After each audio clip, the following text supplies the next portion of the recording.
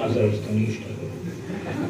Ona pokazuje na računarki velike kugle, crne i mislim žute. I već ja se što bih kazao Bosanci namjeračuje kako bi mogo dići ono jednu kuglu zgodno.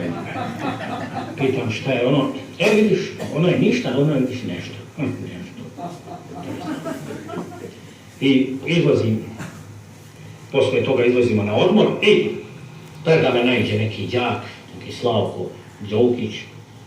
Taj đak bio je poznat po tome što je nosio u svojoj školskoj torbici kao oružje neku staru bradu. I lepo ti, ako se đaci pobiju između sebe, on samo onu bradu potegne, pa juriša na nekog đaka, kaže predaj se, onaj čim vidi bradu, predaj se, poljubi bradu, onaj poljubi bradu, u redu je. Ništa dalje on ne poduzima.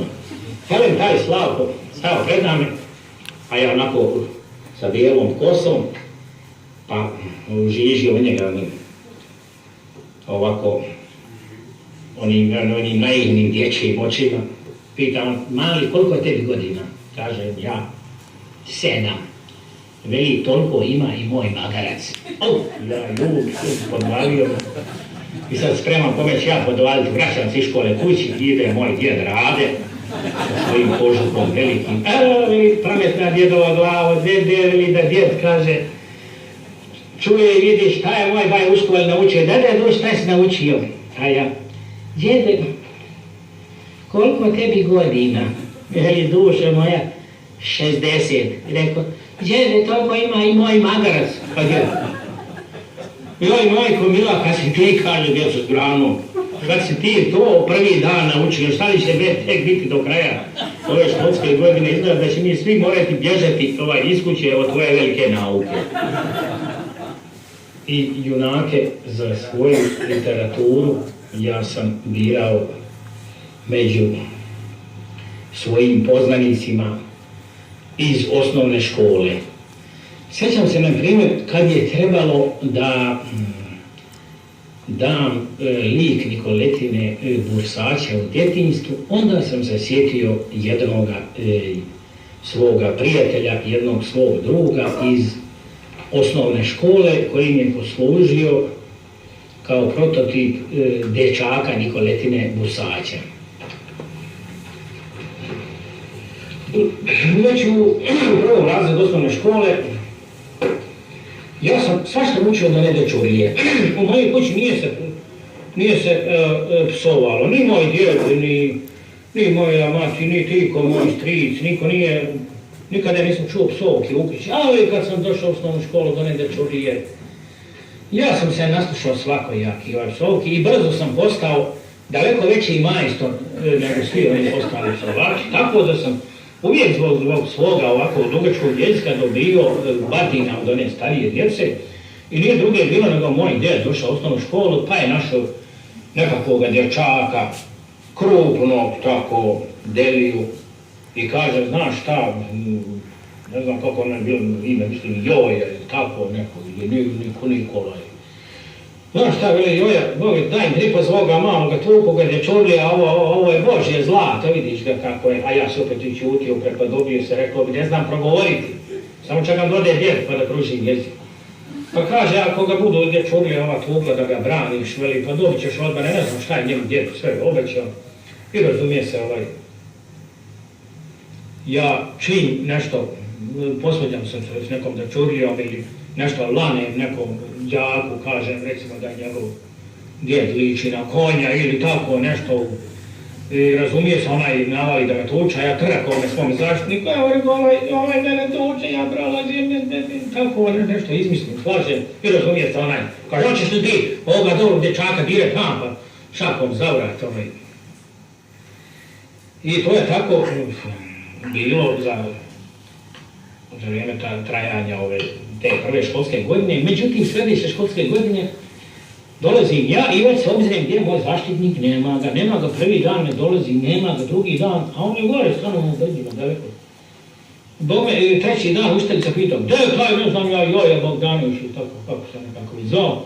Kaže, on ne dolazi u školu. Istam se jedan mali šveće diže, gospođice učiteljice, on se oženio. Koji kaže, da mi se neću dolaziti u školu. Meni se smrče kao da sam se ja oženio, kažem. Vidim, nema sad druge, zaštitnik se moj oženio, više neće dolaziti u školu i Bog me ja malo zavježem jezik i učutim se dok mi, razumije se, djed opet nije pronašao novoga zaštitnika koji će me braniti od ovih napasnika koji su me tukli, a opet, razumije se, zbog moga dugačkog jezika. Eto, tako je to bilo u osnovnoj školi moga rodnog sela Haška.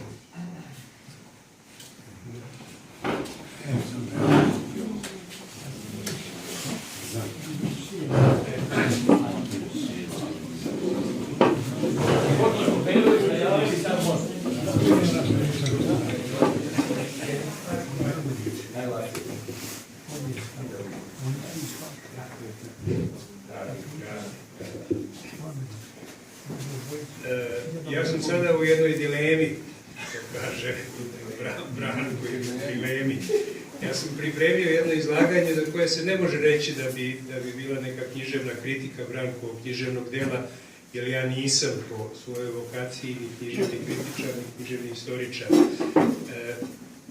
Htio sam to iz jednog drugog ugla da pokažem, a to je kako sam ja doživljavao i kako sam u mojoj porodici, kako se uselio, odomaćio ili kako bi on to rekao, razgaćio Branko Ćopić, preko mojih prvih čitanja proloma majci uz petrolejku lampu koja je pomno to slušala i nije dozvoljavala da ja pročitam nešto malo više, jer sam joj to morao prepričati i onda dalje čitati da bi ona bila u toku, pa do toga da sam pravio intervju sa Brankom i imam finih uspomena od toga da sam kao upravnik Zvezdara teatra stavio na repertoar njegovu jednu dramatizaciju njegove, rekao bih, literature, ne sve, ali okosnica je svakako Bašta Sljezove boje i u njoj priča o Stevanu Batiću. Kako su moje kćerke, jedna i druga, i kako sada unuke, kako su čitale i danas čitaju Branka Ćopića. Dakle, to su moja neka lična iskustva i lični susreti bili sa Brankom ili povodom Branka, i ja ću to ovoga puta sve da preskočim i reći ću vam i zašto. Ja ovdje kod sebe imam dve vrlo značajne i zanimljive knjige, pa ću vam iz tih knjiga pročitati neke dijelove koji se odnose na Branka Ćopića. Jedna knjiga je knjiga Vere Crvenčanin-Kulenović, to je supruga Skendera Kulenovića, koja je, za one koji nisu dovoljno u toku, Vera je inače dramaturg po zanimanju, radila je sjajne dramaturgije, dobila je čak i Sterijinu nagradu za dramatizaciju Krležijevog romana Na rubu pameti i napisala je jednu izuzetnu dobru knjigu koja se zove Skenderova trajanja. Tu ima dosta priča, anegdota, vi svi znate, čuli smo ovdje od našeg pesnika Branka koliko su se družili Skender i Branko, kada su se prvi put susreli i šta su sve doživljavali u toku rata. Mi smo, nažalost, naša književna i kritika i književna istorija, pa donekle i pisci iz Srbije su zaboravili na Branka, i to je jednom prilikom kad su predstavljena da li ova knjiga ili sabrana dela Skendera Kulenovića, tom prilikom je Dobrica Ćosić izrekao jedan vrlo u otvorenom kritičkom tonu, oštro rekao da su srpski pisci, književni kritičari i književni istoričari, mislio na pisce iz Republike Srbije, ostali mnogo dužni Branku Ćopiću i Skenderu Kulenoviću, jer se nisu dovoljno ni ozbiljno, ni obimno bavili književnim stvaralaštvom i značajem ova dva velika srpska pisca iz Bosne i Hercegovine. Ja mislim da je to i dan danas tako. Branko je skrajnut, to sam na ličnim nekakvim primjerima osjetio kad sam radio tu njegovu predstavu, radio je sjajna jedna ekipa mladih glumaca na čelu sa Sonjom Savić u režiji Egona Savina. vrlo brzo je predstava skinuta sa repertoara pod izgovorom da se radi o nekakvoj, ajde uslovno da kažem, partizanštini, da je to prevaziđeno i da to više nema smisla prikazivati. A da li je to prevaziđeno ili nije prevaziđeno, evo ja ću sada iz ove njegove znamenite knjige Bašta slezove boje i okosnice te dramatizacije po kojoj je rađena predstava pročitati samo jedan deo, a mislim da dosta govori o tome kakav je Branko bio satiričar. Ukratko da kažem, Stevan Batić sjedi, čuva svoje stado i pored njega prolazi predsjednik Saveza boraca, biće iz Krupe. Kaže, usukan, crni, bosonog, Stevan stoji na utrini poviše druma, čuva svojih 5 ovaca, 4 ovce i 1 govna. Predsjednik Saveza boraca iz Varoši, dolazeći kolima, prepoznaje ga i zaustavlja šofera. Stani der malo, evo našeg Steve. Pridošlica izlazi iz kola i veselo pozdravlja, zdravo Stevo, Sokole, kako si mi? Kako? Pa nešto bolje, no oni gore veselnici na brdu, radi se o groblju i o njegovim borcima koji su tu sahranjeni, naravno. Ti opet, prekoriće predsjednik, goniš uvijek ono svoje, te svoje. A šta bi drugo, može mi se tako, pa eto.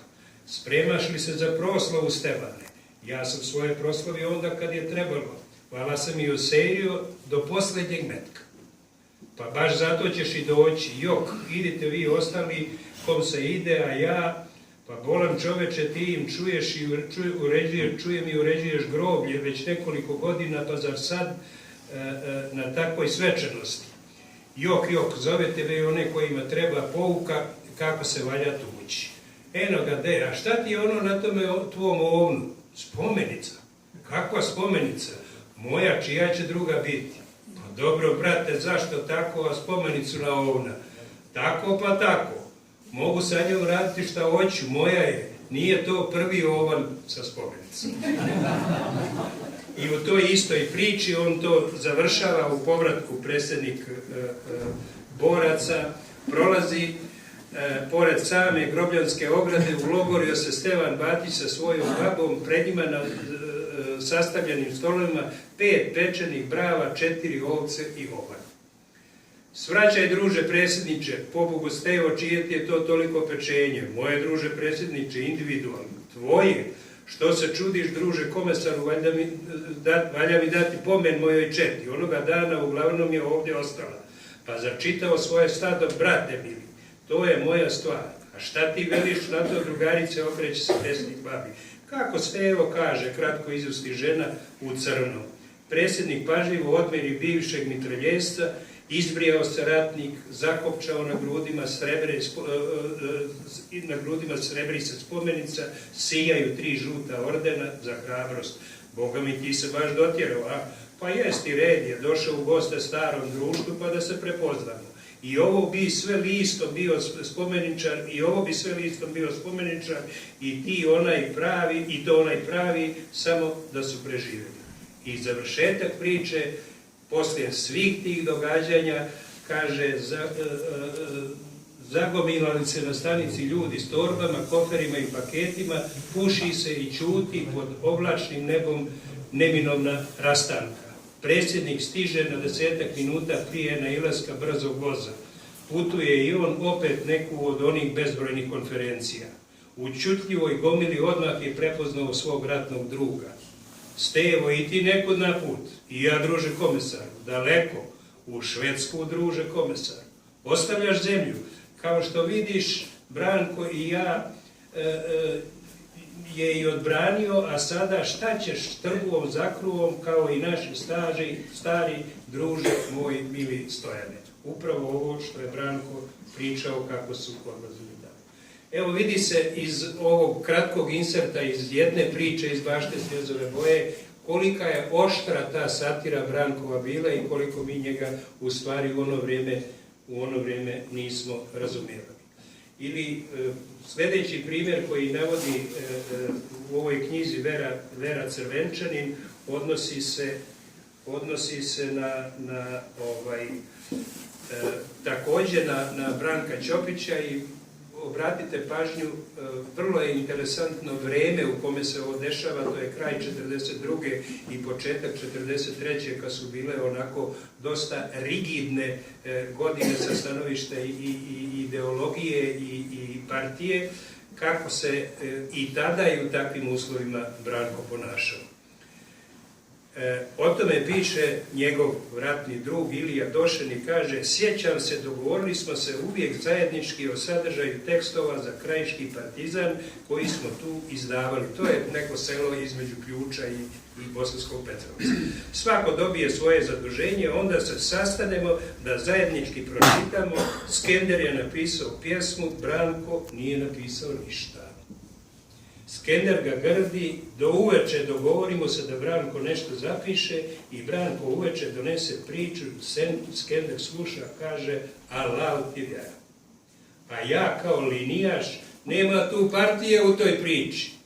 A Branko: jebe mu majku, uvijek ja tu partiju zaboravim. Sad ću ja njegdje uturiti i uturuje nekako.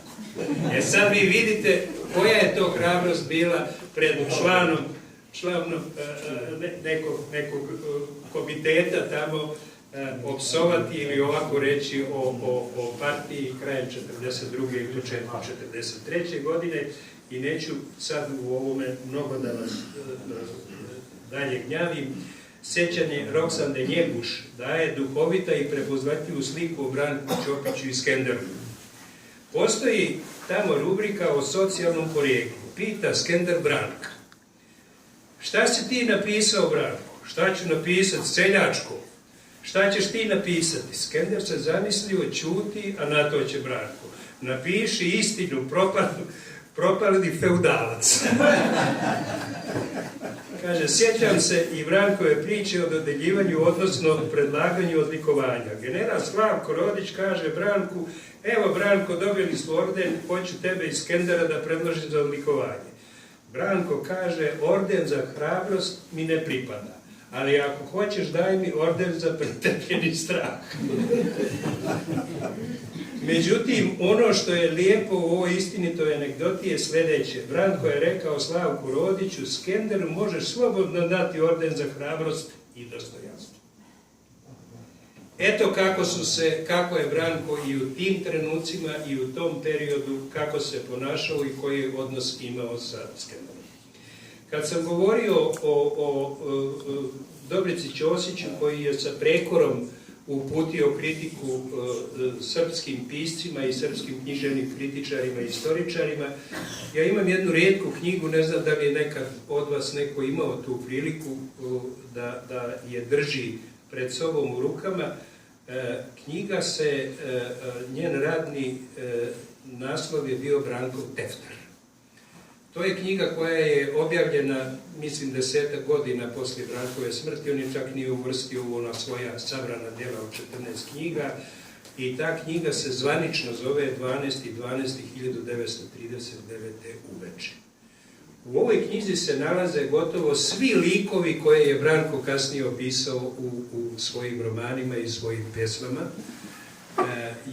Jedna neverovatno zanimljiva knjiga i nije ponovio ni jednu rečenicu u kasnijim svojim delima koje su ovdje pisane gotovo kao da je neka njegova sjećanja, roman sa dijalozima i sa svim onim što prava i dobra literatura nosi u sebi. Međutim, ovdje je zanimljivo kakav je pogovor napisao naš jedan od najboljih književnih kritičara, Žika Stojković. Žika Stojković je inače brat pokojnog Bate Stojkovića, ali je on u književnoj kritici daleko iznad mnogih kritičara, u ravni sa Mihizom, u ravni sa Nikolom Miloševićem i tim veličinama koji se nisu libili i nisu imali nikakvog zazora da kažu svoje mišljenje o književnicima i o njihovom književnom stvaralaštvu. Kaže, posljednji biografski podatak o piscu ove knjižice je objavljene u Politici od srede 28. marta 1984. godine. Prema izvještaju Radovana Popovića, a prenosi se ovdje u celosti. U ponedeljak 26. ovog mjeseca, oko 14 časova, popularni pesnik, pripovedač, romancijer i dramski pisac Branko Ćopić krenuo je u svoju posljednju šetnju. Uputio se ka Novom Savskom mostu, onom koji ide iz Brankove ulice. Bilo je jedno od onih promenljivo oblačnih popodneva, smenjivalo se sunce i pokoji oblak. Pisac je šetao sam, ta šetnja trajala je sve do oko 19 časova. Neki prijatelji su ga iz automobila oko 18 časova vidjeli na mjestu, nije im se učinilo ništa neobično. A onda oko 19 časova malobrojni prolaznici su ugledali kako jedan čovjek prekoračuje ogradu mosta. Jedan čovjek je potrčao i povikao: nemojte, samoubica je samo odmahnuo rukom, bio je to Branko Ćopić. Dalje Žika piše, kada je udovica Mara Novaković, o imenu Branka Ćopića, kada je udovica Mara Novaković napustila Liku i sa 9 dece u zaprežnim kolima prevalila put od Gornje Zrmanje do Krajinske Japre, poneta je bila i jedna išarana čaša kupljena na kojem od crkvenih vašara. Na njima su se prodavale i čaše sa likovima poznatih srpskih pesnika za devojaštvo. Za devojaštvo Marine kćeri Sofije, to je Brankova majka. Ona je izabrala čašu sa likom svog najomiljenijeg pesnika Branka Radičevića i nju je donijela u miraz Vidu Ćopiću iz Hašana, gdje su se Novakovići zaustavili. Kada su Vid i Sofija dobili sina prvenca, ime mu je dato po pesniku sa čaše na koje je još pisalo: puna srca, pune čaše, neka živi što je naše. Tako se, pričao je kasnije Ćopić, još prije mnogo mog rođenja u moj život umješao Branko Radičević. I tako je sin Soje Ćopić bio prvi sa krštenim imenom Branko u čitavoj Bosanskoj krajini. I sad nešto malo o mostu. Beogradski most na Savi prema Zemunu nikada se drugačije nije zvao do Savski ili Zemunski, ni kad je pred rat na samom otvaranju za saobraćaj dobio ime po žrtvi atentata u Marseju. Nikoga nije nazvao Aleksandrovim. 6. aprila 1941. atentat je izvršen i na taj most, ali je bez imena u narodu ostao i novosagrađeni na istom mjestu. Sve do pre godinu dana, kada su ga kamiondžije, taksisti ili pešaci sami nazvali i svi ga sada zovu Brankov most. A kad su današnji odbornici Beogradske opštine birali ulicu za Branka Radičevića, dobro su pazili da to ne bude ma koja, ni po mjestu u gradu, ni po svome pređašnjem nazivu. Odlučili su zato da upravo ulica koja se zvala Gospodska dobije ime Brankova. Dva pesnika spojila su tako ulicu u most, jedna sačuvana čaša dala je ime jednom razbijenom životu, ništa potresnije nemamo u svom pesništvu od tuge i opomene dva Branka. A posljednji, što je također jedan zanimljiv podatak, zato vam čitam, nemojte mi zamjeriti, ali ovo su sve nepoznate stvari o Branku Ćopiću, a posljednji predsmrtni zapis ostavio je Ćopić na cedulji zgužvanoj od presavijanja, da bi stala u kutijicu od šibica i sa gumicom na njoj što manje bila primjećena u srednjoj fioci stola. Tako je i ostala dok su istražni organi posle uviđaja na licu mjesta otvorili i pisaći 100 pisca. Cedulja je nađena dosta mjeseci kasnije, kad mi je pokazana. Nisam bio u stanju da zagledam u neka uputstva lične prirode, ispisana pred najzad smognutu odluku kuda će pisac poći kad zatvori fioku i zaključa vrata od stana. Samo se izdvojila posljednja podvučena rečenica: zbogom lijepi i strašni živote. Evo, to je...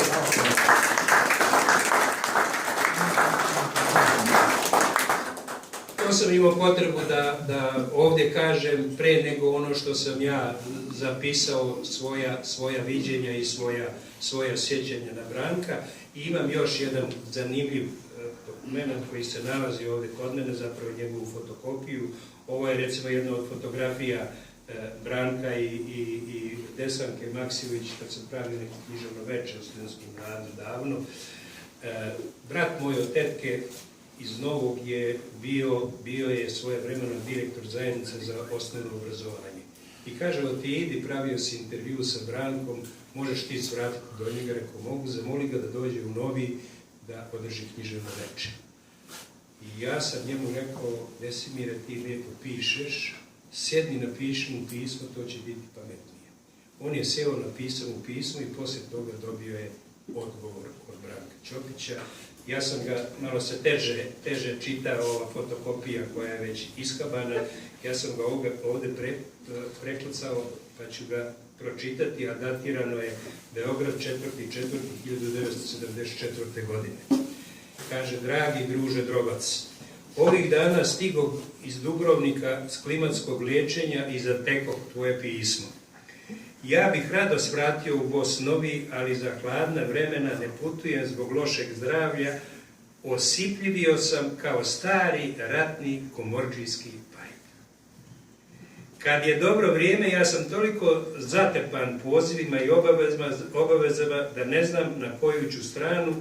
Kad bih odgovorio i odazvao se na polovinu poziva, ne bih mogao više ni slova napisati.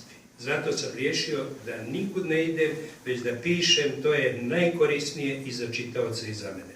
A vala sam dosta i hodao po književnim priredbama u ovih 25 godina, sada neka idu ovi mlađi i zdraviji. Ja na proslave obično ne idem, ni se ko sjeti da me pozove ni povede i poveze. A žena mi je ljekar, pa ne može da ostavi svoj posao, važno je ostalom da ja svoju krajinu i Novu slavim preko knjiga. Sada sam za čitavu ovu godinu zauzet spremanjem novog izdanja mojih sabranih dela u 14 knjiga i pisanjem novog romana za naše najmlađe. To je srdačno pismo, mnogo me obradovalo i ja ti najljepše zahvaljujem kao svom starom ratnom drugu. Srdačan pozdrav svim našim drugovima, tebi i tvojoj familiji, tvoj Branko Ćopić. I da ja ne bi ovo završio, posebno ne sa onom dosta, ajde da kažem, i surovom posljednjom rečenicom Branka Ćopića, ja ću ipak, mislim da u nekom vedrijem tonu ovaj svoj nastup završim, jer sam imao i zadovoljstvo da budem urednik kulture u časopisu Otadžbina, koji je nastavljao tradiciju Hočićeve otadžbine, i da u njemu kao dodatak časopisu predstavim najznačajnije krajiške velikane, književnike Petra Kočića i Branka Ćopića, operskog pevača Miroslava Čangalovića i slikara Stojana Ćelića. Napisao sam tada tekst o Ćopiću i dao mu naslov Najomiljeniji krajišnik. Ja i danas mislim, a siguran sam da delim mišljenje nas većine krajišnika, da je Branko Ćopić i dalje naš najomiljeniji krajišnik. Hvala vam.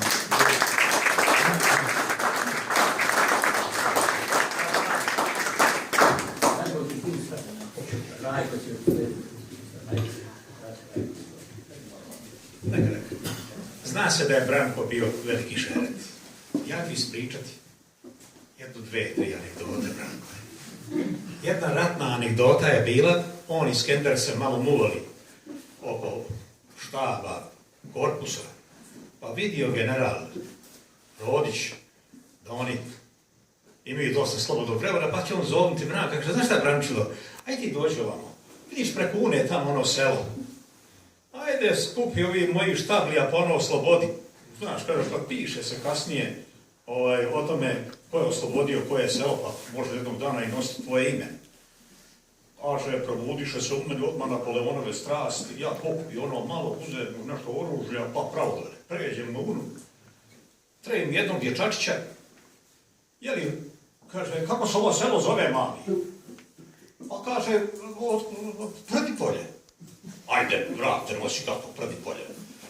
Primim ja jednog Ađu sunčasa, onako ko gušter na suncu. Ja njemu Boga, on meni vrati. Kako se ovo selo zove? Kaže, Borate, otkad ja znam, a i ljudi stari su pričali, zove se Predipolje. Ja malo krenu pa onim svojima, ajmo nazad, ćaća ga njegov, zamisli izvještaj štabu. Branko Ćopić, oslobodilac Predipolja. Jedna druga anegdota je za vrijeme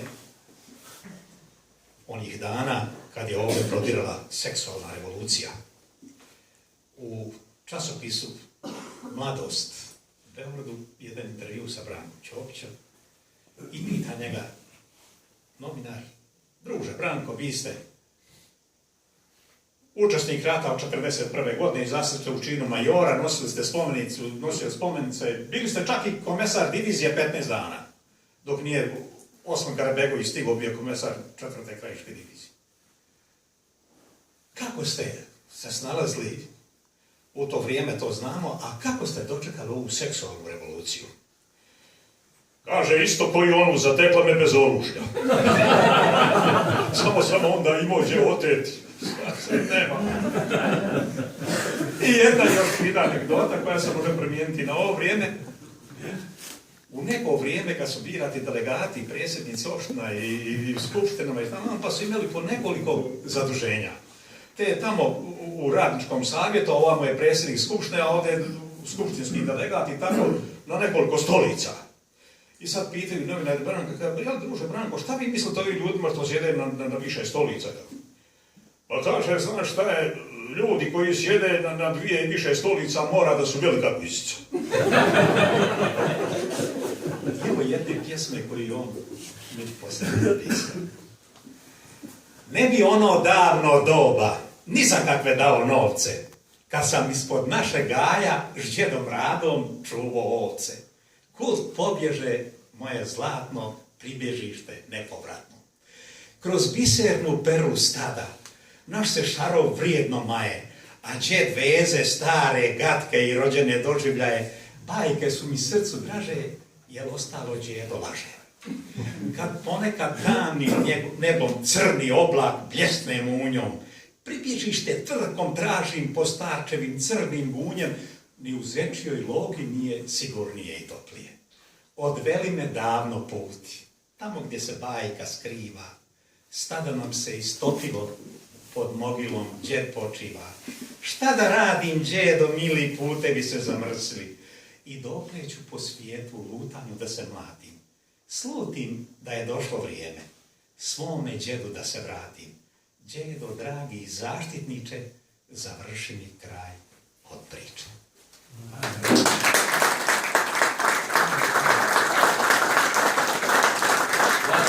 Ja ću mimo programa zamoliti Trajka da nam kaže još jednu svoju pesmu. Ovu najnoviju, ovim natovcima, molim te Trajka. A to je ponuko. Neka. Molim Trajka. Svoje vremeno, evo ga tamo slika me, moj sin, a bio je mali, tad sad ima 20 nešto godina, kad je bilo bombardovanje, bio jako mali. A majka mi je bila živa u Bosni tamo i onda ona jadna zjava i šta, da bježite ovamo, dođite ovamo, djecu spašava i šalji. I ja napišem jednu pjesmicu i pošaljem je u prijedlog Kozarskog vjesnika, ovaj objavi istjergu da bi tad bilo je da se o tome ne piskara. Koristim priliku prvu, ne čujem sirenu mrsku, pa pišem pismo baki u Republiku Srpsku.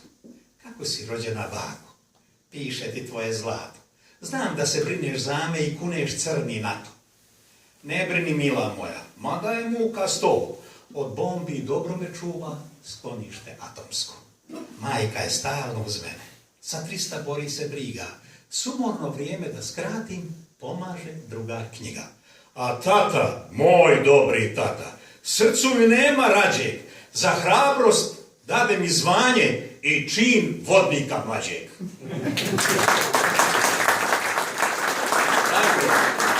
Ja mislim da, prvo se vama sve zahvaljujem što ste došli i što smo se, nadam se, lepo podružili sa pričom o našem velikom Branku. Nećemo završiti, ja ću samo se vama sad zahvaliti i najaviti sutrašnji događaj u 19 časova ovdje kod nas. Žarko Vidović ima svoje veče sutra u 19 časova. A od Branka, umjesto najave, ja ću ponovo zamoliti Trajka, a mislim da bez one male iz bosanske grupe ne bi nikako išlo. Ajmo još.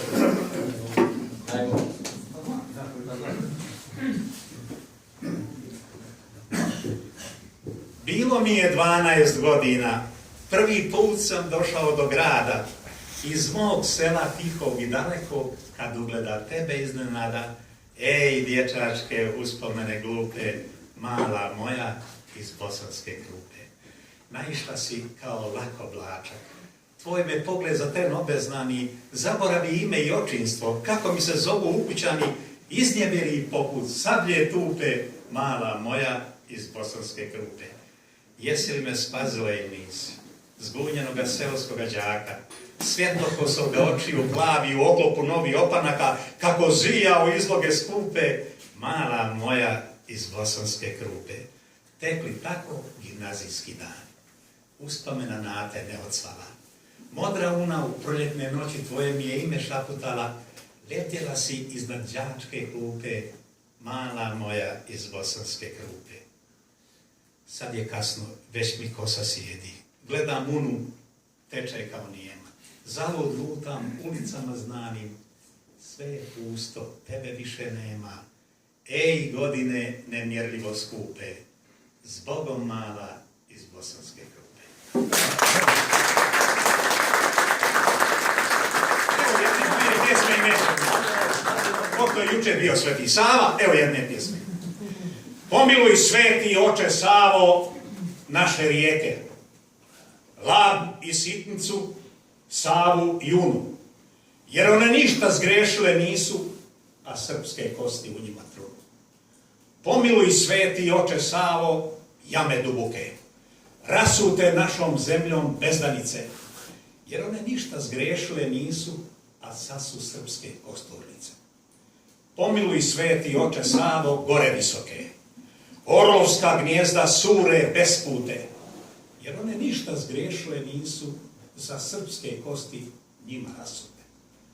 Pomiluj sveti oče Savo pusta crkvišta, spaljene ikone i carske dveri, jer ona ništa zgrešila nisu za djela što čine ljudi zveri.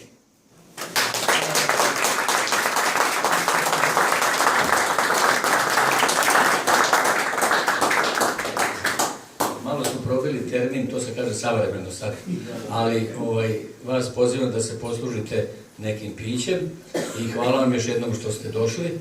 Isto smo se lepo družili, bit će možda neka pesma i usput kad se isključe mikrofon. Hvala vam još jednom, živjeli.